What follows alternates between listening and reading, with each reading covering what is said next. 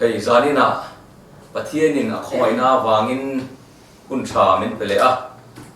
zaina hian Pathian tu cha poi mo tak mai kan zir ho to na kan thu pui tur chu Isua hi lalani ti thu pui mangin Pathian thu kan zir ho to na ni Isua i khovelina an mel khiat dan chu zol nei pakhata ve mai hian an ngaya khovel mi tam jok ta chuan tin mak to mai chu Christian te zinga po hian Isua hi Pathian anga ngai lo thil siam ve mai me ngai kan omani mak do mai chu khovel mi ten zol nei pakhata an ngai ero hi chu an khir dan khani ve mai kan baden thiang lova ama ero chu Christian in ti ten Isua hi thil siam ve mai me ngai hi thil mak takani kan Pathian thu a chuan Isua hi thil siam mai po ni lova siam tu ani zia min tak lan saka tin zol nei mi pakhat ve mai po kha ni lova lal ani zia min tak lan saka chu sai na kan zir chua tur chu nia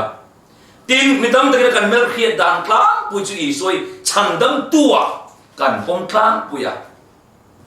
ama ero chu kan thin lunga lalatan ero chuan midam ta khen kan welcome mik lawa ma se kan pom lo pon Isua hi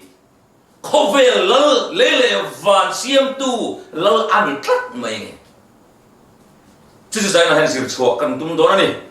ten van tir ko ten Isua chan chin chiang takin an puang chua ka kan chereng o tin van tir ko chuan an hne na lau su ulang ngai ro mitin ta tur chan chin thalomom em karon khen chawani voina hian in tam davida khuwa chandam tu piang ta ti na to mai lova ende to kha lal Krista chu van ngil te khan Isua chan chin an pol chuana khan chandam tu piang ta tin an top lova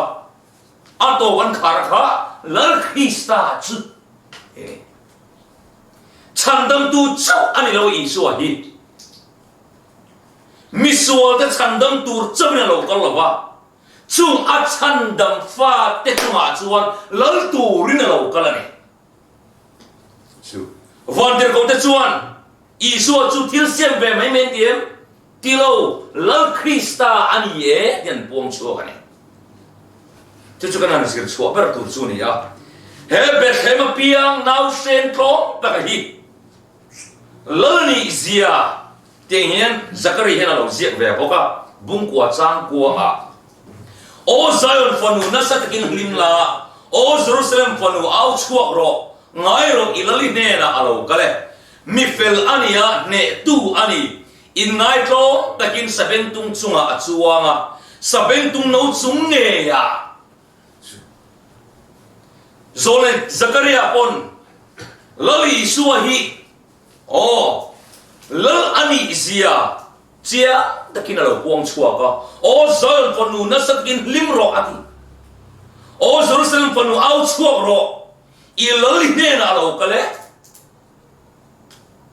chu Isua chu en chunga nge chuang don ti kha saben tung no chung nge ya chuang don chu lal ni e tin puang chuak ta ni Zakaria chuan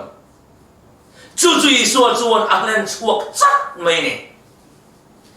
Zakaria soem chia kan lơ ni zia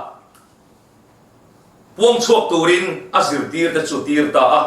chan chin thama thai se bung som ni pakhat chang thuma chuan in mazon khuwa son vakal ta ula saben tung thun akiang ano ne in humayang phel ula ka ne na han kai ro tin tu point in ne na eng pon sei chuan eng tinge ti kha lalpa in adu ani in ti anga tin an ni chuan aron tir ngal mai anga ti ni in mazon ko avakal ula saben tung anau zo kha in huanga kai ro em po an zo zo chuan lal pai na duani diam zo ati chu lal ni je ka ama ngai pora puang chua ka tin nge Zakaria po khan saben tung no chung mai ro chuanga chu in hu na chuan in lal ni ti khiang zo ti ni chu van der go ten lal Krista tien an puanga zole tam takpon Isua hi lalan izian uang boka Zakaria chuan sabem tung no chung ngeya in lal chu lo kal thona ni adita ani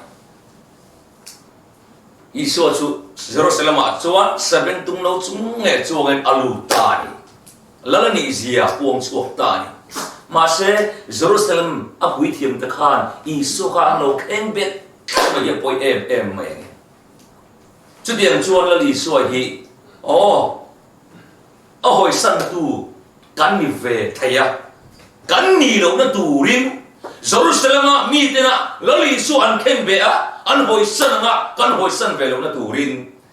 lali su chan chin chiang zo khen zir chua kan tum do na heta hian Jerusalem kal hian mitam takhan an lo ma hosana an ti ni ingat dengan Isua khati taka Davida fapatia lal anga an lo ti lal anga an lo muak kan ti chuan athil ti mai pia lama khan Lazarus khan ani ka di tak alo pon suwa wangai kum thum le chan ve Isua khan Jerusalem arong bolta a thil mak tam takatia dam lo sitin ren ke di dama pian sual midel ke bai bengong te dam na pe ya an bai se Mesia khan ngai mi dam ta khan ma se pui thiam ta khan Mesia ani lo lal ani lo ti kha an hil ka da wa khan mi dam ta khan an bai se Mesia ngai ma sela atakin an pom ngam lo alang nin an zui ngam lo ani tum kha chu mi thia kai thawa khata po khan athi tak le nem kin foresa ta khan mitam tak ne na khan an soi le tlak maya chuwang chun Isua ru na tu ka voidam tak lalani izia athil tian pon so po khan foresa ta khan an bin dai zer ni member ne na khan to ba chuwa Lazarus mili miu thi to kha mili lai thi kan tiang chu Isua chunan kai thok ta chat mai ni ingat dengan Isua hian Lazarus kai thok kha mili aliam do nu a che kai thok kan ki chuan ama mi thi kai thok khan athi tak le ne man ki ta farisai ta chuwang chun mi thi po kai tho thei tu Lalte lalani izia pon chu ka chiang ta ka pon chu kha duwa Israel fatina an bai sei song abo thak to nu cho ban Lazarus ka kai tho ani chu om se kan man thiam ang chu ama sa mi thi kai tho kan athi tak le nem ki mi tam ta khan bum thei tlak sia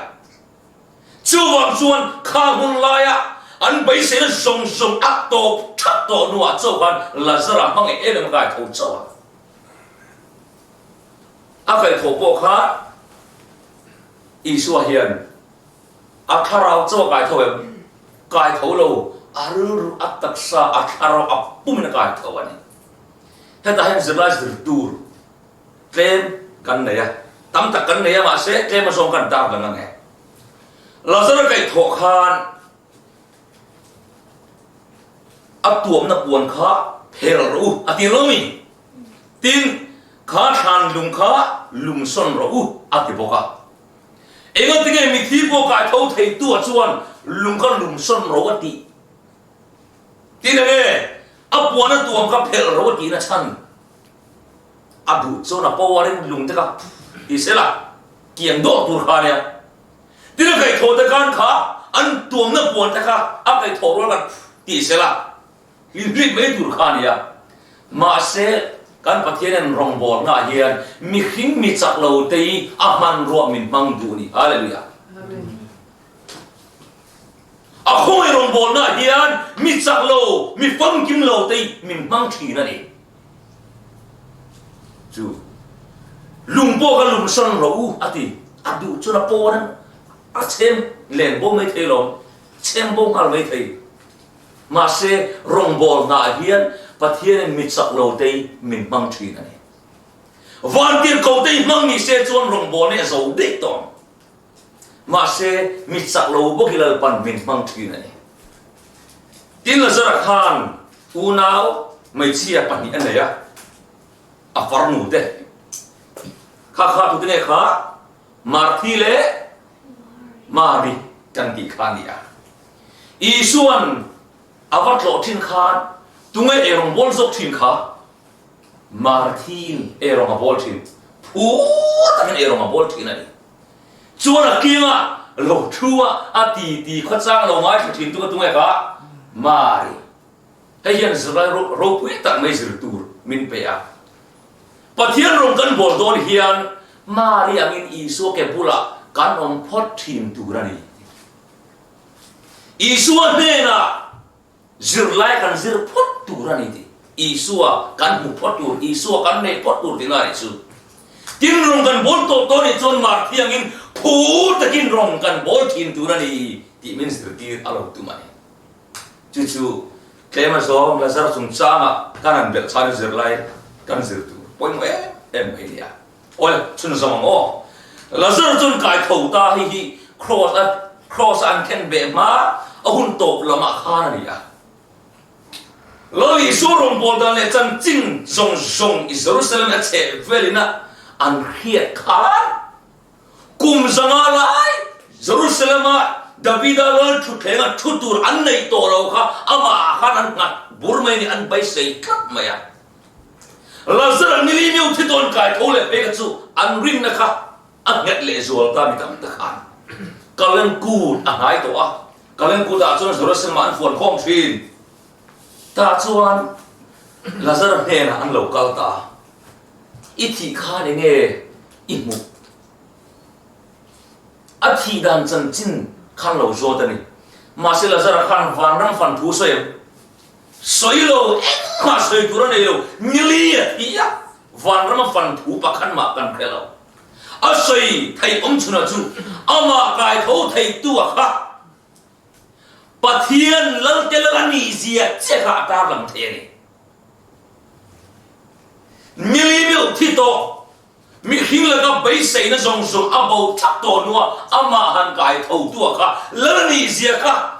ama ngein aka mai pi ama anun na kha na puang chua ka ni tunai Christian te zinga chuan la sarang hian thim thau le ta ila van ram kan phang tang pia mai the ha dakar ni khat le khan thi sok po hi nge khan thi ti la thi dang kan do na mi van ram te kan phang nuk thim ta ma se la zara chon van ram phang tur pa khat ma soi tur ne la a soi tur ne chuna chu ama kai thau tu khan la ni zia chia pom the la zaran khatian pon chua ta le anun nge na o chiang taka mi thi kai thau thei tu chu Isua chamani zia la ni zia ka pom chuak ta chon base na lian tak me nei chole ta Jerusalem akhan kalan kut an man khan Isua kalata han mitam ta khan lo pom chok ta ni chu lazara khan Isua kalal ni sia pon chotang khan an base na ka sang le zual ta ni chu wang suan lali suan sabeng tum no chung mai chuanga abalu khan hosana tian awal anlo awal thup na chan ka lazaran anunin Isua kalal ni sia pom chuaka akame pura pom chuaka khamia zar khan bitam takin Isua kha lalatan lo pom ta ni lazar khan anunin Isua kalal ni sia atar lan tadalom thi na ne a thole na chan kha lal chau lo chuan siam tu chau lo chuan ti thei ani lawa chu wang chon Isua kha anunin lal ni sia atar lan ta ni cho điểm chia chọn căn nun hiền Isua lal ni sia kan tar lan huna kan kimom te hiền Isua an mel hiet don ka chau ni lo mo kan nun hiền Isua lal ni sia kan tar lan huna kan bul ngai den Isua lal chandang tuan pom do ni ole chung song le ila heta hen Jerusalem lo hiền mak to me chu khovel lal de chuan an ma ni khuam an ma ni lo na rama an ho hian ro pui takin an ho thina hei ke ni barmaram kan chin wan ji remote po kan tiang chu trong ka moi lo chang lo sela lâu đâu lâu cần cho này khá rồi quý ta kinh cả thà đấy anh lâu cần thiêng lắm mà say Isua lâu Pathian rồi chứ alo nó Jerusalem không bị lũ hiền chút tiền cho rồi quý thì nó lũ về rồi quý thì nó lũ đàn cho hay gì Isua nó sẽ bên tung cái tua khá nghi thi tổ là zara khá này cả chú anh lũ quý thì chú anh và hắn không về là thi là chú anh nhìn nó sáng để chiêm rồi vậy tin mít vana lo pe to te kesing dam lo tak alo ki dam to te kha ngau kha ri Isua na Jerusalem alu pui te chu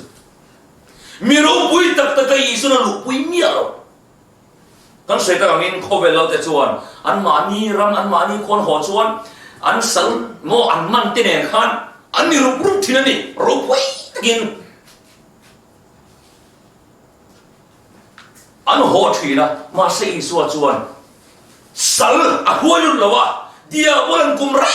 tak sala lo manto zuboya alo manto te o uire na ko suwa lo manto te angai dam achua zalena te kha lori suan sultan lovin sultan achua zalen to te suwa lo ba lo liam to ati dam te kha lori suan lo pui ta ni hallelujah awan makem dro Isua chuan mi ro pui tak le da na mi ro pui tak kha lu pui mi lo sual kal sana sual sim ta khani lo lin suna lu pui tak setenan re ta ka sa lo man to kha mi pa panga ko kan tiang chi te zakai kan tiang chi te mi ran nei san lo chia khon tu len den ve mai te khani lol pan Jerusalem alu pui ni van ro pui em chú tiền chia chuan van Jerusalem không bị thara cắn lũ na chuan lấy Isua kia cắn tụt chú lấy đá na po mi plom te mi sual tak cắn mấy chín te mà sẽ sual sim si te sual cái ta a chua zelen te hi lal pan min khoi le don chú ta chuan mi del mi vana lo pek to te kha đi mà ăn huaya đi rồi xem mình lục khăn mo mít đến mít ván nó biết tốt khăn mà ăn huaya ăn lime em ấy đi nua mất đi được trung thế lâu đấy trung thế lâu biết tốt khăn hô sanh ăn thế áo đi bờ chắc này đi ăn trung thế ta các bạn cái nó lộn đó các tin lỡ Isua kia nó hành lụt cho anh đi thấy về từ gì à mấy chứ thằng trung thế lâu mít đến cái khăn lalu berisok kia ngambil kan kelebihan ya. Ain di kai turzele an lom turzia kan itu ahian. Anu amutan. Isok kia han kal han ni bikso nom turzia cha.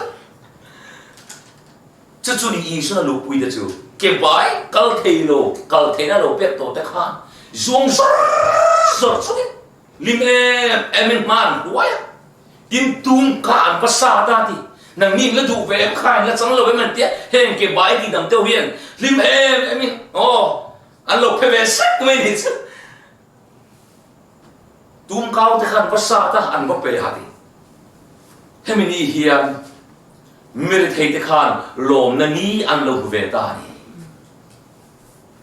mi dam te ten an en dom te khan lom na him na ni an lo ve ta chú Isua lâu cả chân cả anh mi rẻ ngay nè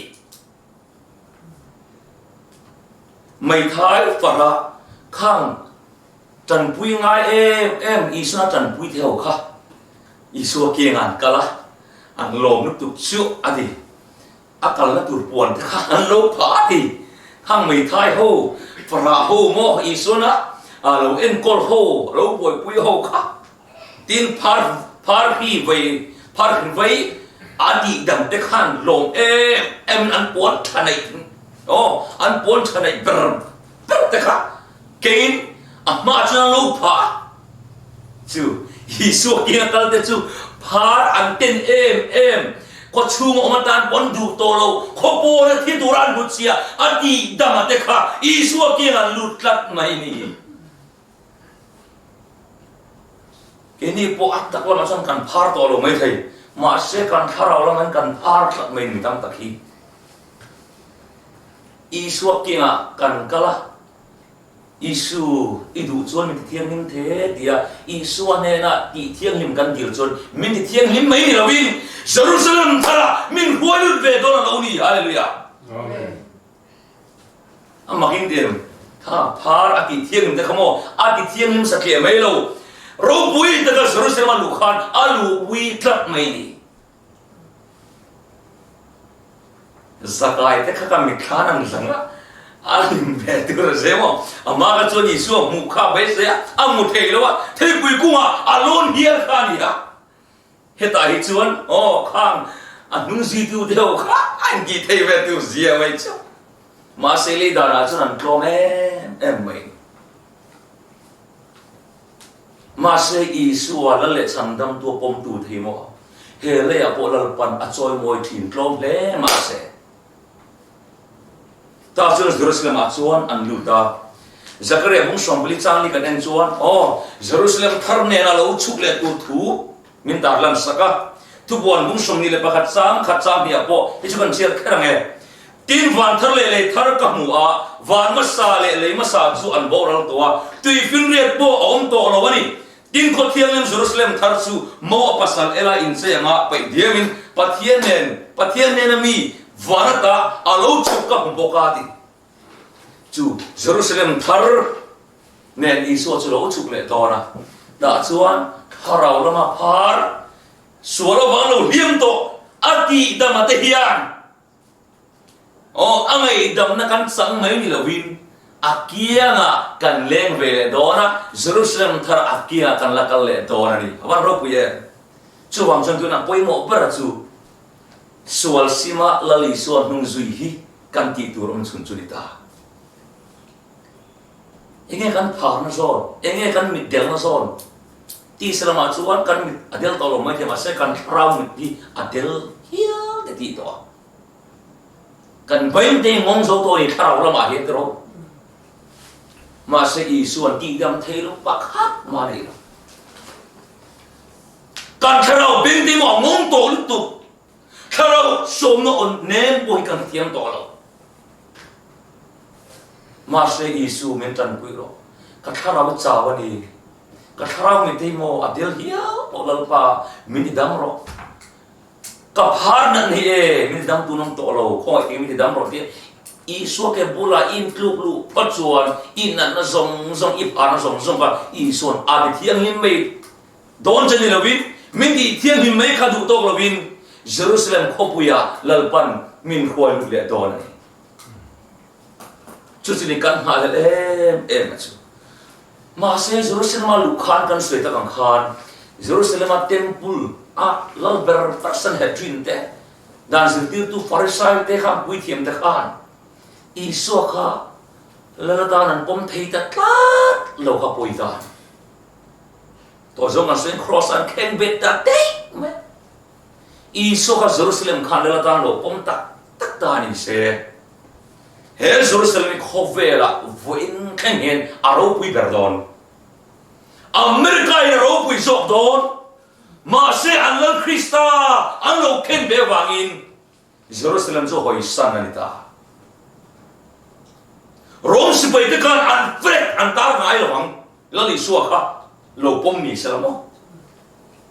tuna chuan Jerusalem po an boy mo to mai ni chan chok ngai ni Donald Trump po khan voi tam tak boy pui ni khataro lali Isua Donald Trump ai lan zo ka lo nar lo ni se khoben ro pui per ni tur khan ya ma se an lalan lo nar ta poi em mai lali Isua chun kheng bet ta dai maya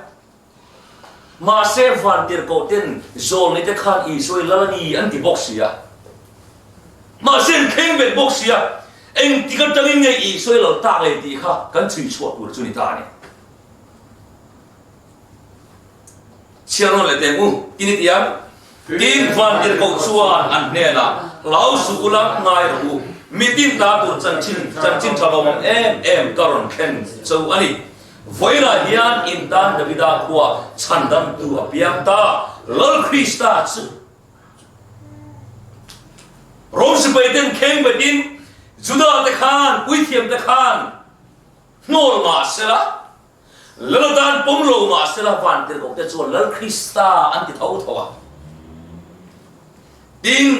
rồi này bà làm một hình chiang thì kinh tế hiện lâu xia cả năm bà cũng sủng ni bà lấy trang sủng bà sợi à khi chúng chia hậu lệ để nó còn u nãy kinh tế nãy kinh mua ông đàn tuột các mua tuột mấy bia lắm các mua saka Jacob trăng in arsi alo chua kama Israel trăng in lal tiang alo chua kama một rong tuan nhá chun trăng nga sẽ tha te ati lo mang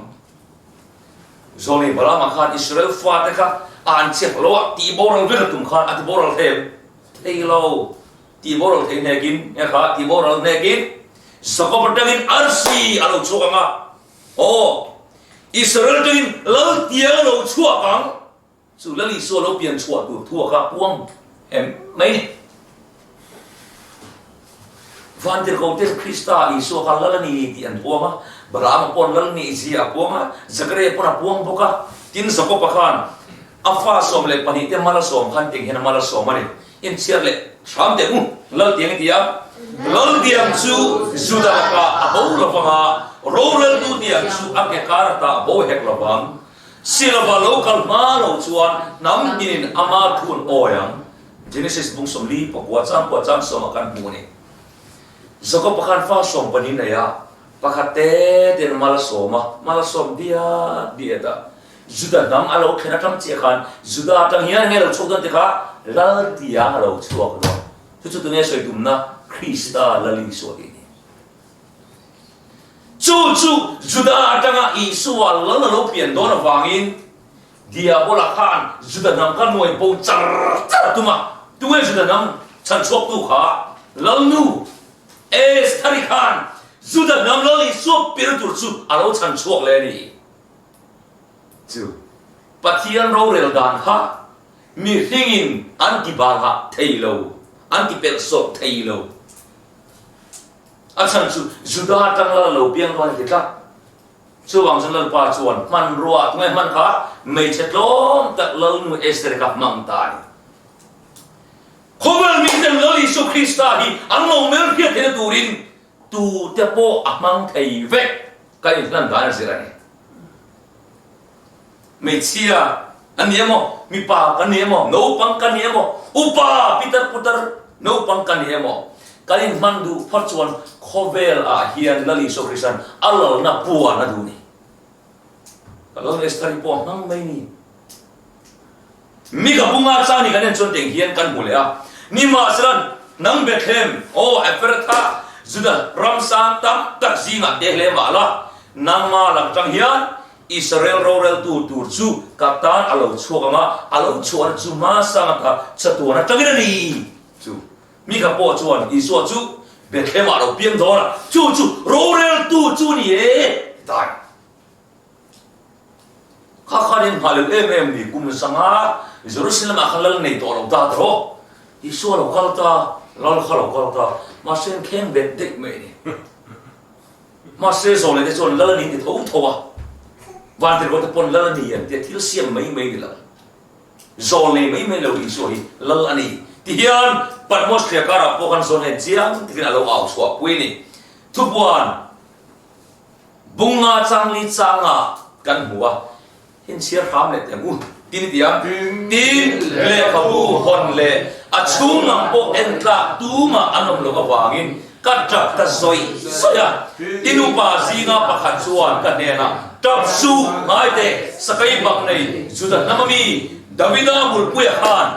le khabu chu hong tur le achin china pasari thel turin aneta atia aman rupui em zohan hi tap ta zoi soi meni eng bangai tra alo bai sei em Davida chu khenga chu tura Isua lo bai se kan kheng bet te boxia o Isua kan zuya kha la ni dom ta lo nge nyang le tiang ai to mek la chuan achan chu chin china pasari manang lai khan mo lo reng khan David alal chu thenga thu reng reng khan kha chin china pasari kha an phel thina lalo chuan phel thenam to lo ani kha phel tur kha tu manam da si lawa phela ziala thir kha tu manam to si lawa a trap ta soi sai mani zobana chu titia ta soi lai chuan upa zinga pakhat chu alo kalta zon trap to su oh sakai bag nei juda namami davida bulpuya khan le khabu chu a homta chin china pasare chu a phelta ti hallelujah amen davida bulpuya khan duwe soitum lali suan chu upa zinga pakhat chuan Isua nge davida bulpuya khan chin china pasare ka a phelto le khabu ka a homto awan long don terengem dro zohana hi chu lalani zia pole ta mos khekara om zohana den apo chuan heta hian ka ngai tu thina wana tuna hian upa somni palianom tak taka bible kan siar chon thupuan akhan bunga poi muam chuan nge kha thilnum pali he upa somni pali upa tak nia chung zinga vana kal to chiang ta kan phe chu enoka eliza mosia mel dang na tlang apon mosia eliza lo chu pani kha heta patmos khir kara upa pakhat lo kali tu ber nge ti khiet ka cha no vai ka chu ka mai tu ret wa van rama akhongai na zara ka gal ve huna lalpa patmos khir kara zohan ne na upa pakhat dir kha atu ber nge ni ka zor khim don lo chin che ro van rangan kaluna lalpa patmos khir kara zohan ne na upa dir kha tu ber nge ti izo da mo mosi nge ni ma enno ka nge eliza nge dang ka to si lo tin som ni le pakhat da kha tu te nge kan khelo bo ma se upa ni tak khan a chan chu Isua thina ne tho le khan Sunday tu ko thok khan mi thiang lim ten khat te ka kai thogani ten sek tu sana sia ka hun bi ka hun kina o kan tiang chu mi bi kho an ni chuang chuan som ni pakhat te kha tu te nge kan ka to lo tro som ni pali warang tak tu na hian chung singa pakhat chuan zohan tap to su he chin chia na Lalte na an phel chin he le khabu hong thei hi davida tha tang nge Isua lo piang adnuin zui nge ya krista khani e din an ba hil ta ni awan long don te nge am zohan asu Isua chu chan nam tu mai na lo la ni zia ka chia takin upa te singa mi khana phit ta atap chu bang chiang viu mai thei tap zoi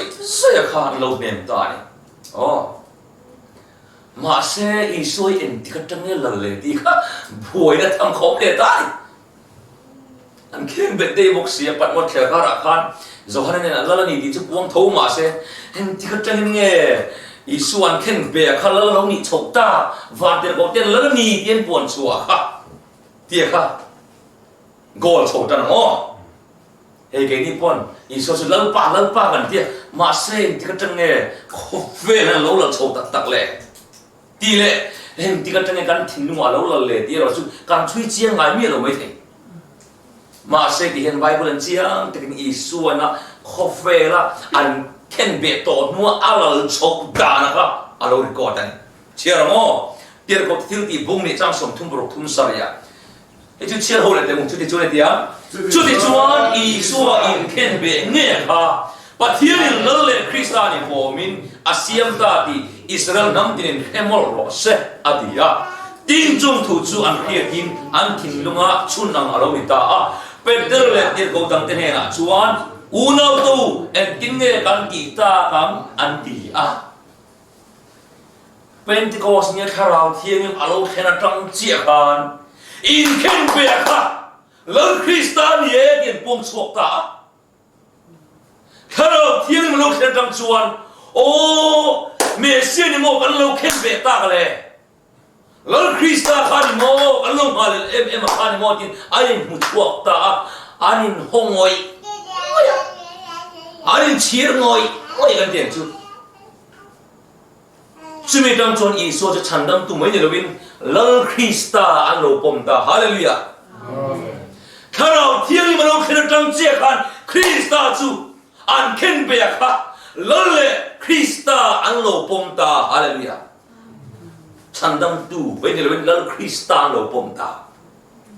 Karao thiêng mình na mitin thiên luôn na at holo chuan kan thiên luôn at holo chuan Isua là tan kan lo pom thei miết lo ni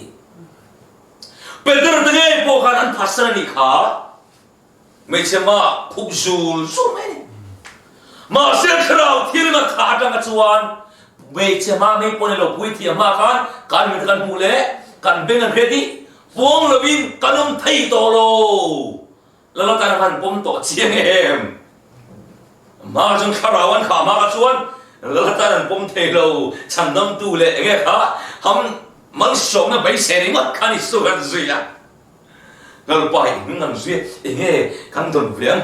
anh tí là gì cả mà sẽ khảo à anh khảo tắc tắc Pentecost nghe khảo thiên lâu khen tắc trong chuan Peter te khan Isua kha o anh phát sam to lo là ta anh lo pom ta Isua kha van dir go ten lo ni ti an puan kha at takin lo khen ta Isua chuan Jerusalem a cho khan la tum lo ba khove mitin namtin chitin nena la atum so lo ni hallelujah amen tiếng hiền Corin thon khát muốn sống bởi trang thu mà căn hủ tin tiếng mùng tin tu man khảo thiên mà sốt lầu chuan Isua chu lalpa ani an thầy mãi lầu thì các hiện đi ra chu khảo thiên mà sốt lầu chuan Isua chu lalpa ani kan thầy lầu đi apan thì kem đó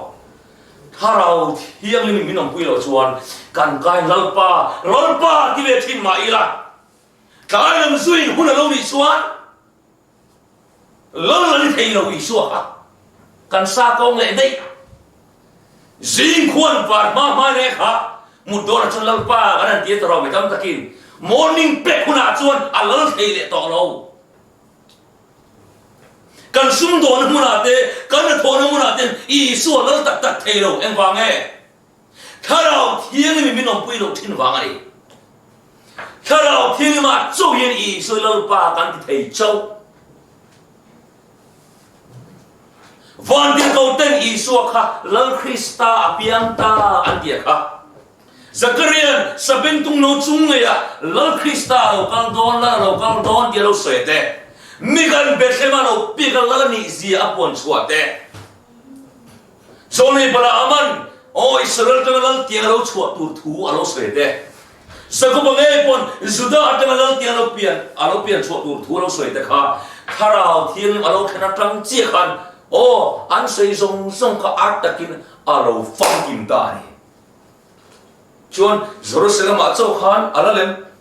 lalo khovel mun tin renga nam tin chitin trong tina Isua chu lalo ni ta hallelujah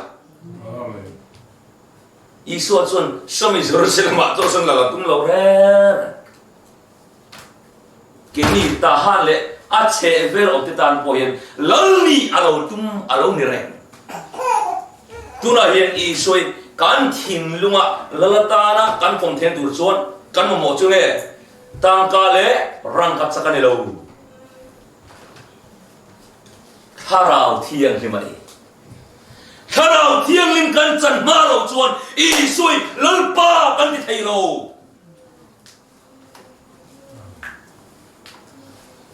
kan ka chun lalpa kan ti mai thei ma se kan na thon huna te kan sum dom na te kan thil ti na alal tak thei lo lal ini khovela inti ka dikha ma se i lal na a lang klem he mitam ta thin lunga ege lal zo kha khovela lal mo ati ega tige kan thin lung chunga Isua lo thei lo le min control thei lo le kan ti chuan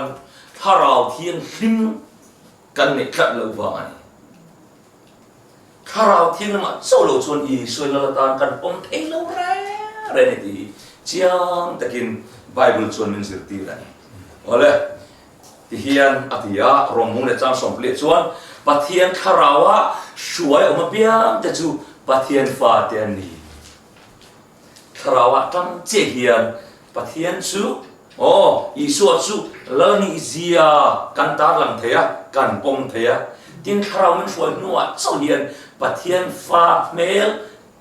kan mi zia kan che zia alo lam chuak thi kharau hoi tu nan kan mo per chu ni ole kan zir kha an khai khom don ta ila lali suwa kha van tir go ten thil siam mai ni lo siam tu lani Mizo te chandam tu chau pon ni lo lani ti khan pom chuak ka zo nei tam tak te pon Isua kha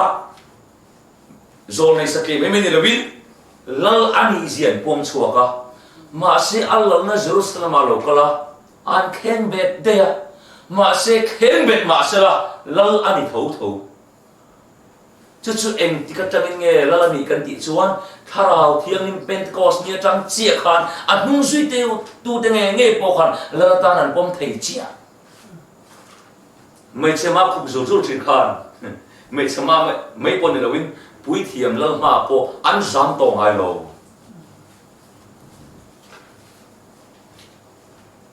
van tin gong ten lal Krista chu piang ta an kia kha a piang tak tak i thin lung la piang ve dom ti in so ta mu i thin lung a pian thei lo na chu tharau thiang hlim kan nei lo wa ni jana hian kan mo per chu lali soi kan thin lung kan ta sa kan tharau a puma lo alo ni a min control tu alo bi thena turin tharau thiang mi dil thale mu lali Isua lale chandam tu a pom tu te chau chandam tu chau ni lo mo lala ta na pom tu te chau alo kal huna lal ber Isua alo kal huna lala ta na pom tu te chau van rang aseng do na ni lali Isua alo kal huna hei kalani dia kan lo welcome mo kan lo mo ve te na turin zara hian tharau thiang ni ma ikir le tharau thiang i dil thale mu lali Isua lala kan pom te na turin thu kan sei lal pan kan zatan mal som ro se amen